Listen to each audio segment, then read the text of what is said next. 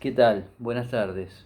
Hoy quisiera avanzar con lo que es la parte final del capítulo uno, el tercer apartado, aquel que habla acerca del pensamiento crítico. Ya hemos visto el primero, acerca de la interpretación de la historia, el segundo, que es el escenario mundial, y en este tercer apartado nosotros nos vamos a dedicar a dos pensadores argentinos, uno que es Manuel Ugarte y otro que es Arturo Jaureche.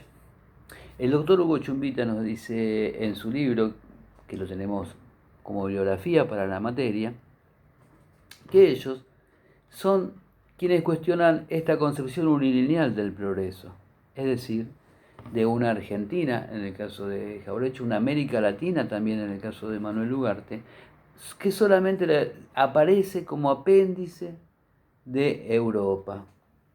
Y también esta concepción del mundo del eurocentrismo, es decir, las categorías europeas, la visión europea, la historia europea presentada como historia mundial también, tomada de forma irreflexiva, que ya no nos sirve para nuestros propios intereses, para que lo que nosotros perseguimos, para nuestra identidad.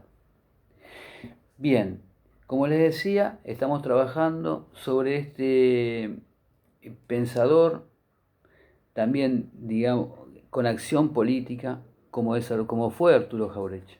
Arturo Jaureche nació en el año 1901 en la ciudad de Lincoln, famosa por sus carnavales, como diría él mismo, y quizás ustedes también hayan ido a alguno de ellos.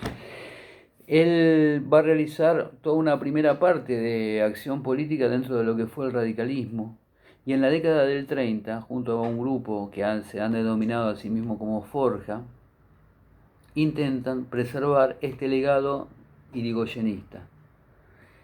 Una vez ya muerto Irigoyen, una vez que se ha dado este golpe contra Irigoyen, ellos continúan con estas ideas acerca de la autonomía y confrontando contra los conservadores que realizaban este fraude patriótico, como le había denominado, y también contra aquellos radicales que en determinado momento aceptan este mecanismo y se pliegan, e inclusive contra las consecuencias que esto tiene para la Argentina, como fue el pacto Roca-Ranciman, que es denunciado por Forja,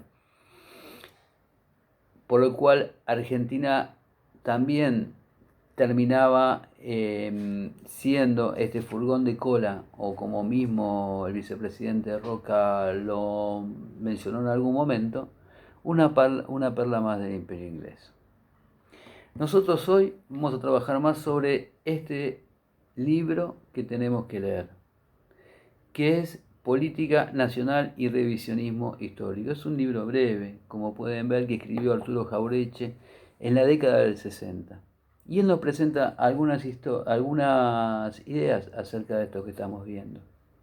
Sobre todo vamos a tomar una, tiene muchas el libro, pero hoy vamos a tomar una para enunciarla, para aunque sea poder reflexionar unos minutos sobre ella.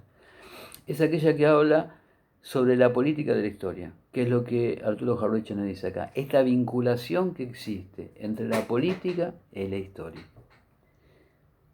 Y él va a plantear que luego de las guerras civiles, los vencedores de esas guerras civiles del siglo XIX han realizado lo que él llama un falseamiento de la historia argentina. Y que este falseamiento no tiene que ver con una cura historiográfica, no tiene que ver con los errores voluntarios o involuntarios de algún historiador. No, esto obedece a otras causas y por eso se mantiene a lo largo de las generaciones. Le voy a pedir permiso para poder leerle sus propias palabras. Él dice de esta manera: en el caso argentino no ha jugado, sino en mínima parte, la ecuación personal de los historiadores.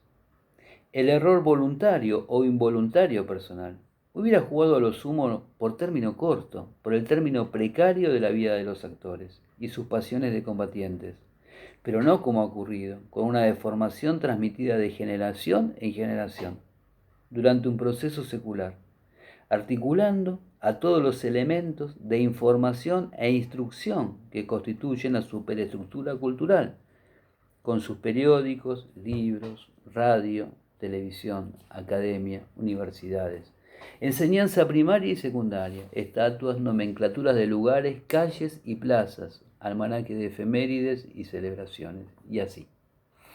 Es decir, este falseamiento obedece a aquellos intereses de la élite que persiguen atraer a la Argentina a este carro, como decíamos antes, los intereses económicos de Gran Bretaña, quedándose con una buena parte también de la ganancia, y de alguna forma también reverencia culturalmente a Francia. Esa es Argentina del centenario, es Argentina que se presenta como blanca, como llegada de los barcos solamente, como el granero del mundo. Bien, a esos intereses obedece este falsamiento de la historia, que llega hasta hoy. Jauretche nos va a hacer un breve resumen en la página 44 de lo que está queriendo señalar con esto. Y dice de esta manera: una política de la historia falseó su heurística, su método de ampliación del conocimiento, en la investigación documental, mientras se creaban condiciones que pedían el contraste con la tradición oral, como fuente correctora. Así fue posible constituir y divulgar una historia para los fines antinacionales, propuesto como política del Estado. Ya he aclarado que no es mi objeto en este trabajo documentar la falsificación de la historia, que es la tarea que han cumplido los historiadores revisionistas. El mío es señalar las finalidades que persiguió esta falsificación. Es decir, ¿para qué se creó una política de la historia? Con el objeto de impedir una política de la nación. Es decir, vivimos, no solamente estudiamos, no solamente leemos, vivimos ese falseamiento de la historia. Bueno, muchas gracias. Hasta la próxima.